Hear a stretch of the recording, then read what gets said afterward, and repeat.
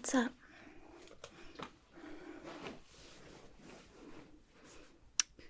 No, I mean this as kindly as possible, but you look like crap.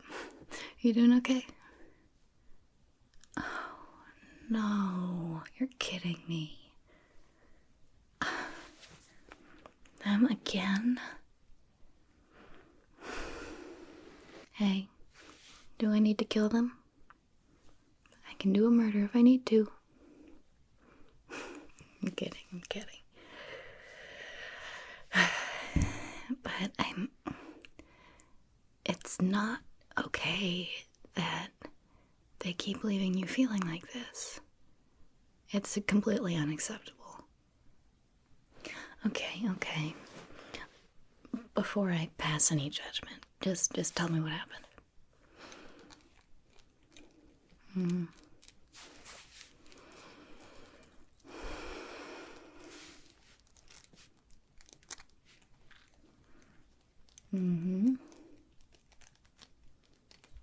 Oh, no. They did what? You're kidding me.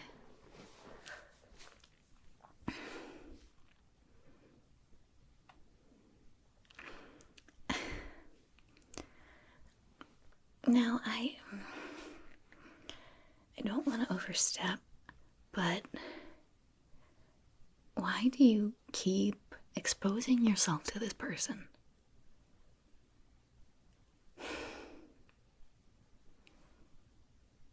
Like, okay, just ask yourself, when's the last time that you saw them happy that wasn't like pretty much immediately after doing something terrible to you?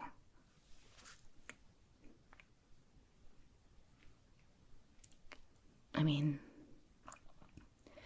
like, they seem to, like, find their joy from making you miserable. And that's not fair. That's not fair to you.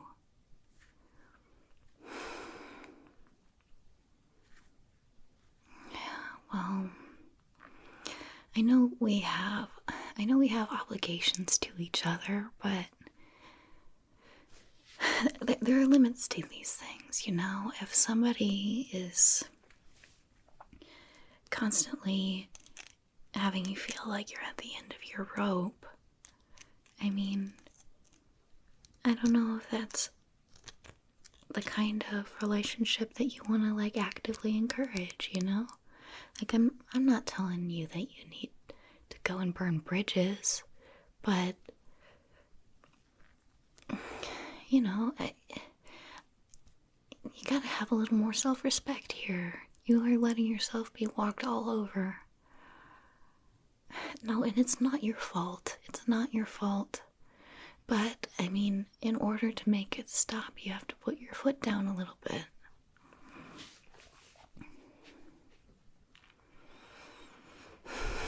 Yeah, I know it's hard. I'm sorry. I'm so sorry. Hey, can I give you a hug? Hey, it's alright. It's alright, I promise.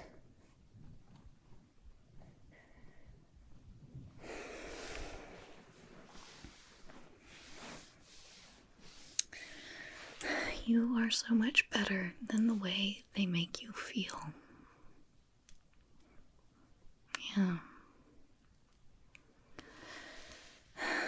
Well, it just feels like lately all I hear is that you are bending over backwards to make this person happy, and they're just completely disrespecting you at every turn and not doing anything to, you know, reciprocate.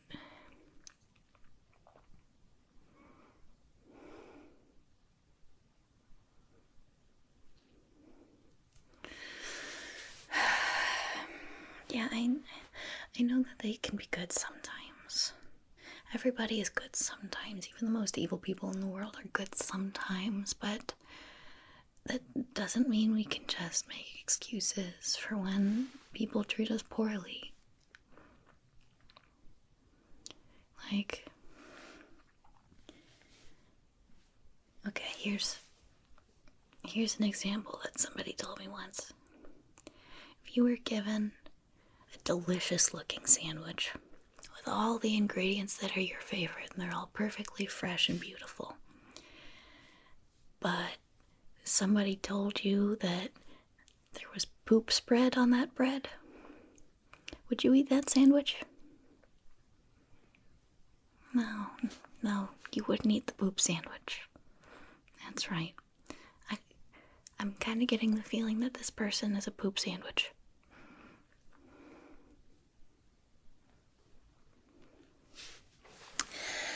I know people aren't sandwiches, but it holds true fundamentally that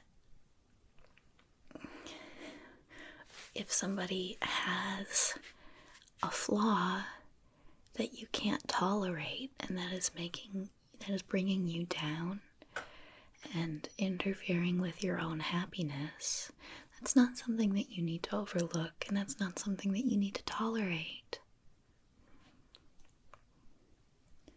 You don't need to be this person's learning experience. You don't need to teach them to be a better person. That's not your responsibility. They're not your kid.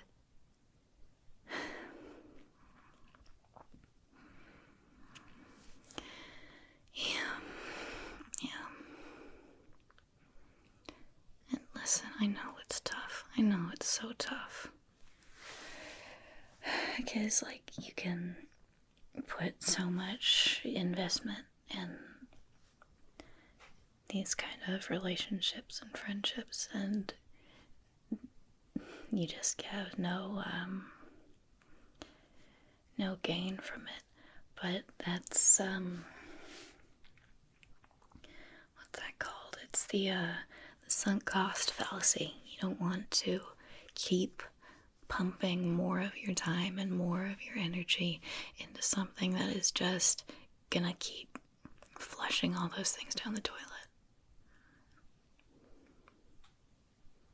Yeah. Okay, well, what can you do? I know that setting boundaries can be difficult, especially when people tend to trample over those boundaries. But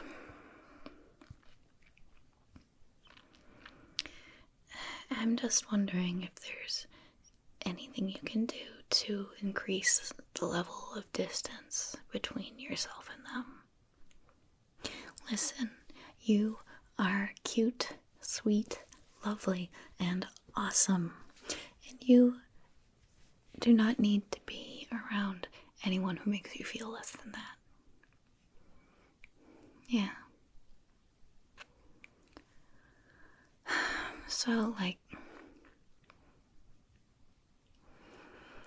there are those times you can't avoid, but, I mean, those times that are optional, maybe, like, you could try maybe filling your time with a new hobby. Just anything to make yourself a little less accessible to them. Yeah. Because, I mean, they treat you like a full-time punching bag. It's not okay. It's not. Yeah, and I mean, the nice things they do afterwards to try to make up for that, I mean, that's smoke and mirrors. I mean, like, they wouldn't be doing that if they didn't have a guilty conscience. And it's it's insincere. It's not an expression of love, it's an expression of guilt. Because they know they shouldn't be treating you like that. Yeah. I can't speak for them, and I can't speak for their emotional state. But even if somebody does authentically care for you, if they don't understand how to express their care in a healthy and constructive way, sometimes that just ends up totally crushing the person who is subject to their dysfunctional care.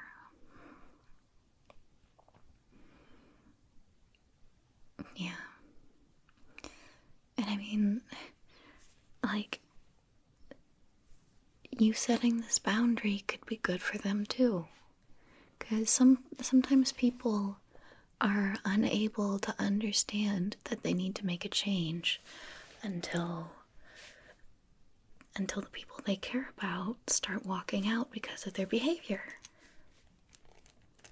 Yeah. I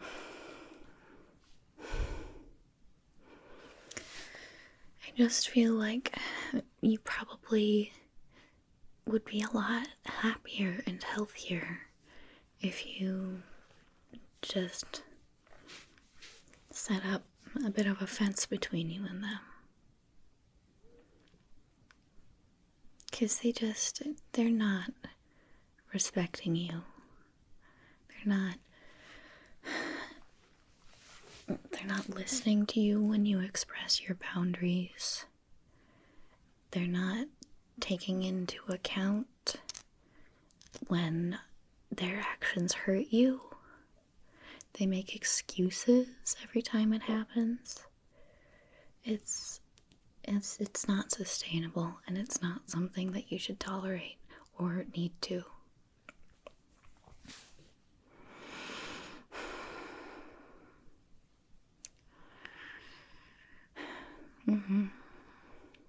Well, I mean, there are a couple ways to go about that kind of thing. Because sometimes a direct confrontation is the best, but also that kind of situation can, a direct confrontation can sometimes be the right thing to do, but it can sometimes also end up getting you trapped into their rhetoric, especially because, I mean, you are kind and you are nice and you are trusting, and when somebody starts telling you something, you are automatically inclined to believe them.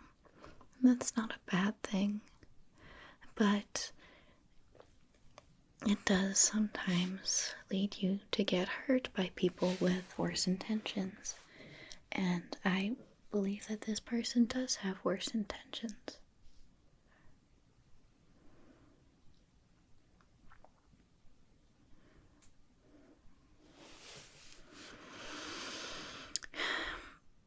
Well, I guess sometimes what's better than just like immediately blowing things up in a way that will cause a big reaction and might cause them to really try to put in all efforts to get you back, because you need to be prepared for that and be expecting it, because that is just part of the playbook that lousy and manipulative people use. Because sometimes the way to handle it that is minimal collateral for you, because I mean, it's kind and considerate for you to consider them through this process, but you honestly need to get out of the habit. You need to get out of the habit of considering their feelings, because their feelings have consistently proven to get in the way of what you need.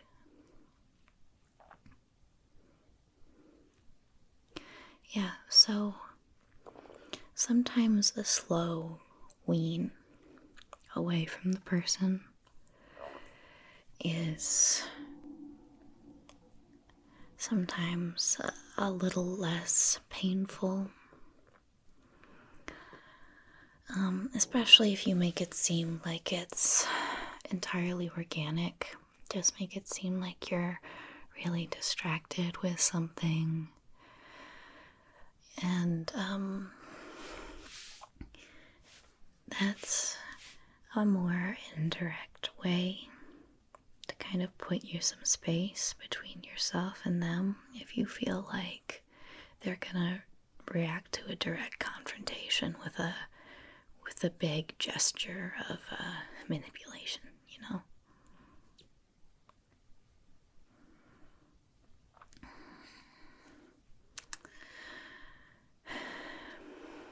Yeah.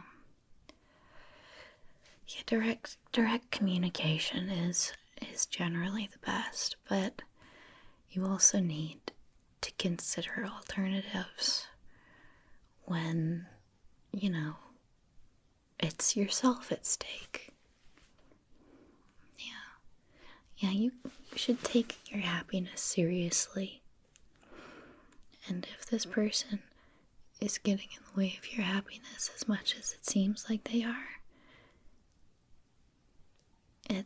you need to accept that as much as I am, which is not at all. You need to reject that completely. You need to inject your life with new and better influences that aren't going to be constantly trying to drag you down. Yeah, and I would be happy to be there for you. I'm happy to. Anytime you need, I promise. Yeah, I will help you through this. Okay, I will, I promise. It's gonna be okay. It's gonna be okay. Alright. So, what do you think? Should we make a game plan for how you're gonna approach this going forward? Yeah, I know it's intimidating, but it does help. It helps to consider future possibilities and how you're going to react to those things. And it helps to consider those things in order to not be potentially blindsided. Mm-hmm. Yeah. So, I think the first step needs to be hard boundary setting. Mm-hmm. So, there are a couple different ways to go about this. Some that are more or less useful depending on the situation. But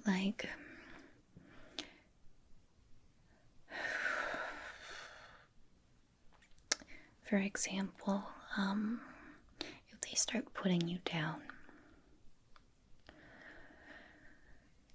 it's a more effective response instead of allowing your emotions. I know it feels unnatural, but you really gotta try to tamp that down in the moment and just simply respond with what you said is unacceptable, and that really hurts my feelings, and I will not be speaking to you until you apologize. And then you need to hold yourself to that. Yeah, and sometimes that means physically separating yourself if you need to, especially if they're being belligerent or aggressive.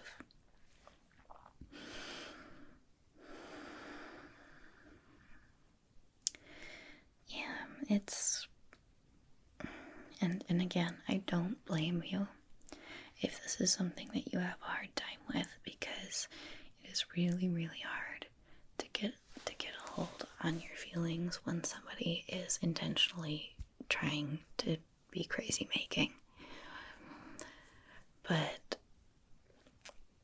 if you are able to start with that kind of pattern, you're going to be able to start mentally defending yourself from this person and being a little less vulnerable to them when they start misbehaving.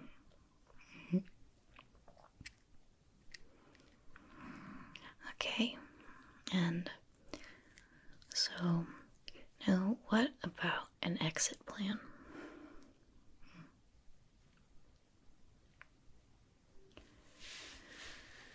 So which do you think is going to be most effective for your situation? Do you think you should talk to the person and break it off all in one, or do you think you should taper off? You want to talk to them? Okay.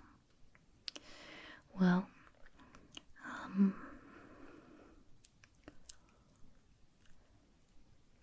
could I suggest maybe you have somebody there to support you when you do that? Yeah, it might be a little hard to convince them to do that. But it would provide an amount of protection for you and a level of grounding to have an impartial third party or somebody on your side while that's happening. Because, yeah, if you want me to be there for you, I would be happy to, but it doesn't need to be me if you don't want. But it just, in cases like this where you're being mistreated, it helps to have somebody who isn't directly impacted by the situation to observe. Because, I mean, when you're not immediately in a relationship, it's so easy to look at somebody's at the way people interact with each other and be like, oh, they're terrible for each other. But when it's happening to us, it's a lot harder to recognize that because we have those personal connections and we have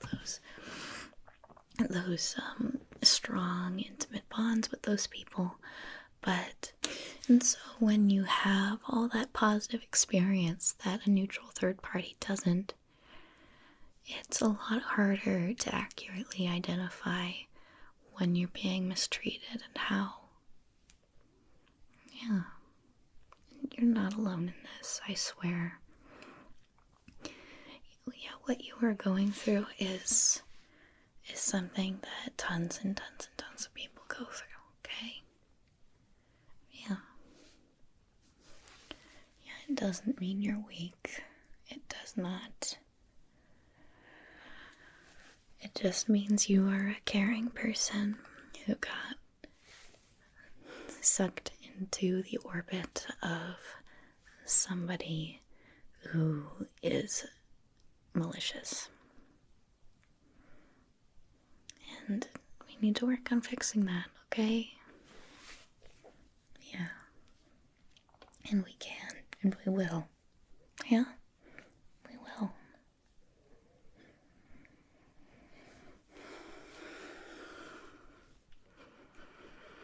I really wish I had more time, but I mean, I need get running here or else I'm gonna be late to work.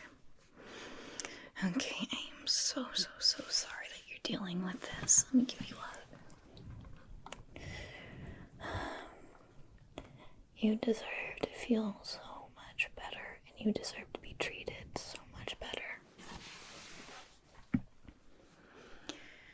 Okay, I'm gonna get in touch with you about what we talked about today, so you don't forget, alright? Yeah.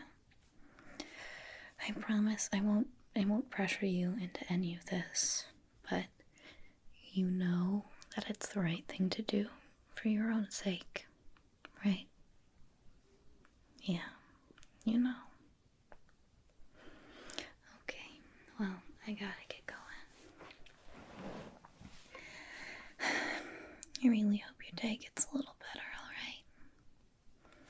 Alright, I care about you so much.